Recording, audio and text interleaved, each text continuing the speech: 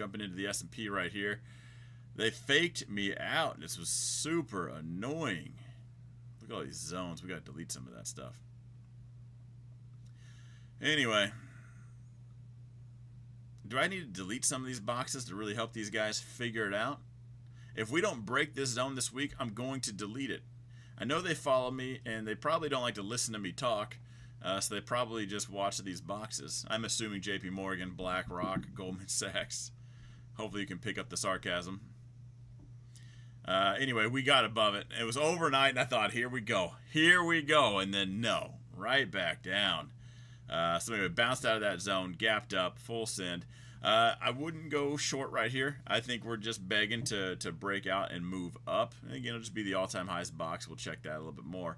But until it breaks this, it's kind of all it is just horizontal movement. This gap up right here, even right now, would be enough to bring the Tesla shares up. Everything will likely be, good and well. Hopefully perfect timing. If we could hit this tomorrow, that'd be perfect timing to sell calls on Tesla. Because if we reject, we're good. We just full value there. If we break out and move up, everybody's green. The shares get called away. We make a bunch of money there, and we do it again next week. That's how you sell to the gamblers. I do have a video coming out. It's just, but a quick concept, real fast. I'm going to repeat this a lot.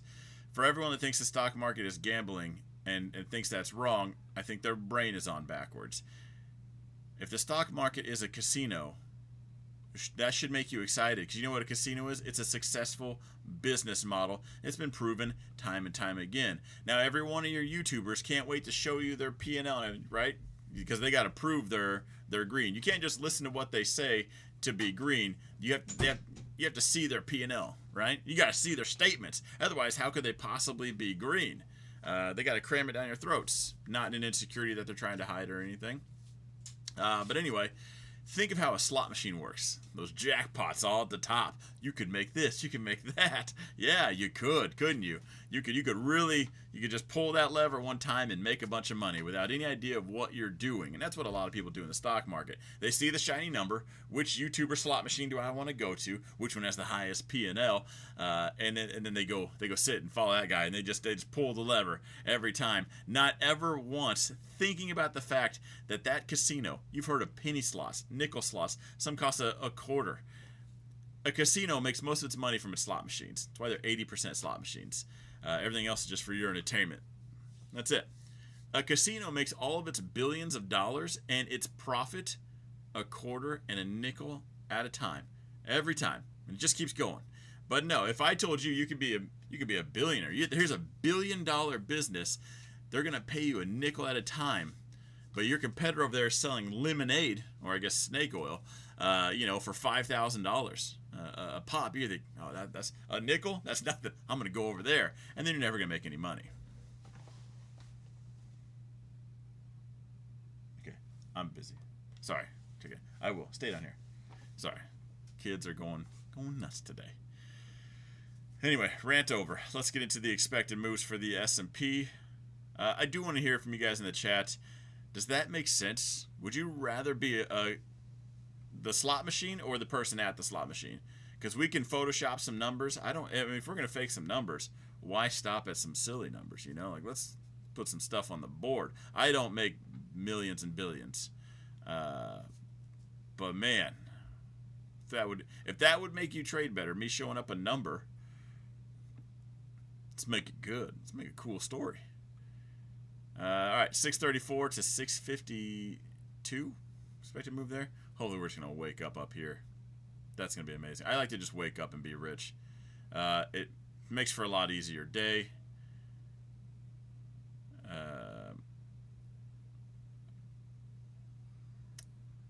TSO wins the next crash. I already told you guys, it's in 2028.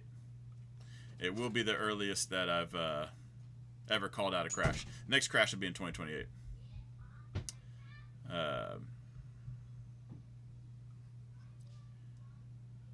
We're professional gamblers.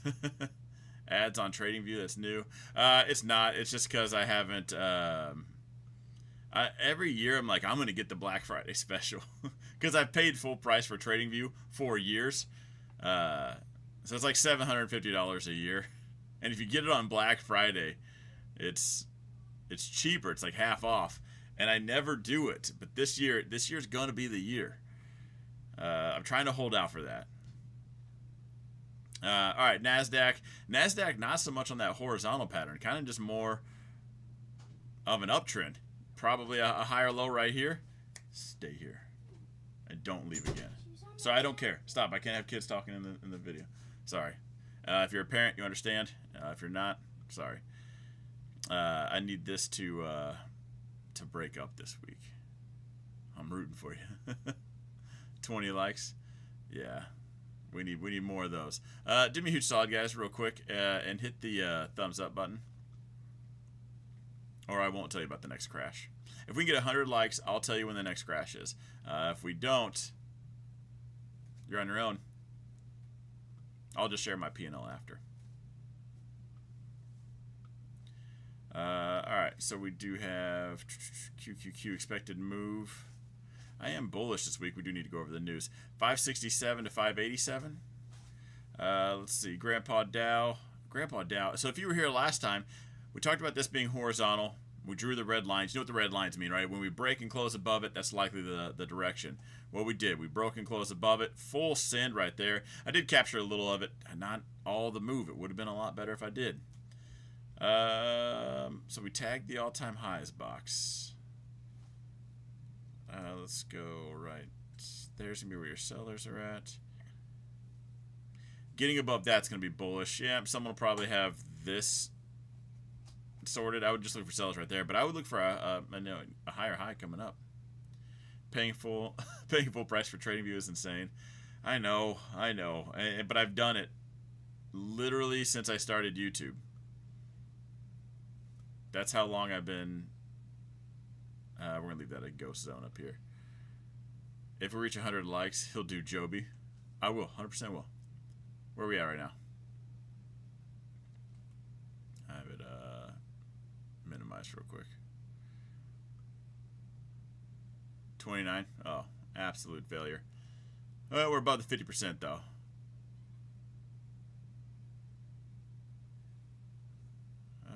Let's see. I hit it twice. Oh, I appreciate that. If you could just hit it once or 3 times if you're feeling saucy, you know.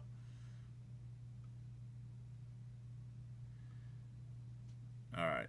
Expected move 443 to 455. Russell. Every time we draw these bright yellow zones, like this is the imagine not buying Russell zone. This is the imagine not selling Russell, and we do like to make fun a lot. We did go sideways here for a little bit and bounce in between these zones. Again, in case you are new here, I don't draw these zones after the fact. These were drawn a while ago. Just imagine what you could do if you just had the answer key. Just saying. It's impressive how many times you can't give someone the answer key and they still fail the test. That is a chat. That's a conversation we had the other day. But another thing I do have to say, I might be really going in on Meta and Apple. Now I have to admit, this is a lot from Gary Vaynerchuk. He's been harping a lot about glasses, and I really feel like glasses might be the next big thing. I bought the Apple Vision Pros. Those are the headset. The next big thing on AI, it's not gonna be Neuralink. Neuralink is the chip that Elon's putting in the back of your brain. And shout out to the he's only putting it in paraplegics, people that are just in a wheelchair blowing in a straw, right? And if you watch the updates, these people are wirelessly connecting to a computer, controlling it with their brain, not facial expressions or anything. They're literally thinking, move the cursor, click the cursor. It's absolutely phenomenal. If you haven't looked up Neuralink, check that out. But we have our phones, right? And we have the AI capability, but right now we have to pull it out of our pockets to look at it. Now, we already have smart glasses with cameras on there. We have the Vision Pros, right, where you see the whole image. We are this close to a heads-up display in actual glasses. And right now, the 2 people that have that are Meta and Apple. So I'm kind of re-energized a little bit with Apple, because I sold Apple a while back, 75%. I've bought a little more since then. But I'm trying to think of what's the next big thing as AI really progresses, and it's going to be how fast we can see it. The second we can put the power of our phones in glasses, we won't need to. We won't need phones. Batteries are coming out. We got the new solid batteries. Solid state's going to be I don't know if it's going to be even better or if that's I'm just talking way out of my pay grade. But just think as battery tech gets smaller, more dense, how much power we can have. All of a sudden, it won't be 10 pounds on your head. That's going to look like a dial. That's going to look like the Apple Vision Pros are awesome. They're going to look like the brick phone that no one in my following even knows what it is. I bet 6 of you guys are going to know what that is. It's going to look like ancient tech.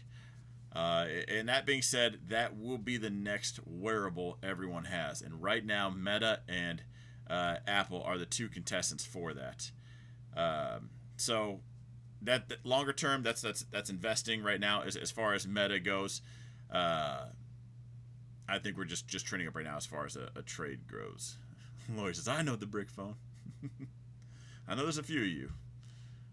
Apple Vision Pro is like 3D TV, a scam coming back every 10 to 15 years.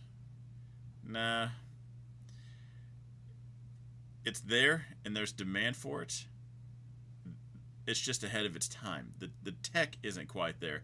3D TV, you're just blinking an image into each eye, tricking your brain. Kind of same thing, just still using that same space. I have my Vision Pros, and I absolutely love it because I can sit in my office on the moon, or I can still see everything. If you guys have not tried it, go to Best Buy, go to an Apple store, and try the mixed reality. Mixed reality is where you have the headset on and you still see everything. You see everything, but you have just floating things. I have a 100-inch screen right here, and I can still talk and see everybody with me. It's a little weird to wear them while driving and everything, but you can even YouTube people that are just driving around with them on.